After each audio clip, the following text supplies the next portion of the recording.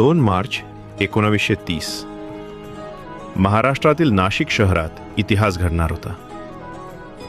एक लढा जो फक्त मंदिर प्रवेशासाठी नव्हता, तर तो माणूस म्हणून जगण्याच्या अधिकारासाठी दिला गेला. त्या दिवशी हजारो दलित समाजातील स्त्री पुरुष स्वाभिमानाने एकत्र आले होते एका मंदिराचे दरवाजे उघडण्यासाठी. कारण त्या काळात सार्वजनिक विहिरी, शाळा आणि मंदिरांमध्ये त्यांना प्रवेश नाकारला जात होता. ते मंदिर होतं काळाराम मंदिर, भगवान रामाचे मंदिर. पण रामाच्या नावानेच काही लोकांना प्रवेश नाकारला जात होता. अस्पृश्य म्हणून ओळखल्या जाणाऱ्या लोकांना देवदर्शनाचाही अधिकार नव्हता.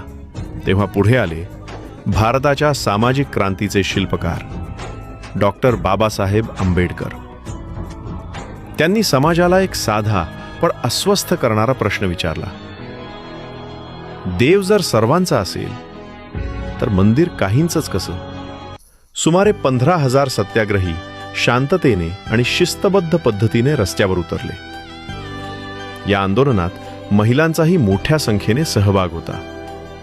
हातात झेंडे, चेहऱ्यावर निर्धार आणि डोळ्यात स्वाभिमान. पण मंदिराचे दरवाजे बंद करण्यात आले.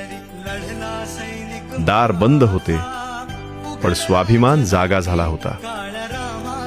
वर्षानुवर्ष चाललेल्या या आंदोलनाने देशाला प्रश्न विचारला, धर्म मोठा की माणुसकी? हा लढा फक्त मंदिरासाठी नव्हता, तो समानतेसाठी होता. तो माणूस म्हणून उभं राहण्यासाठी होता. काळाराम सत्याग्रहाने दाखवून दिलं, हक्क मागायचे नसतात, ते मिळवावे लागतात. आणि स्वाभिमानाने जगायचं असेल तर अन्यायासमोर शांत राहायचं नाही, उभं राहायचं. जय भीम.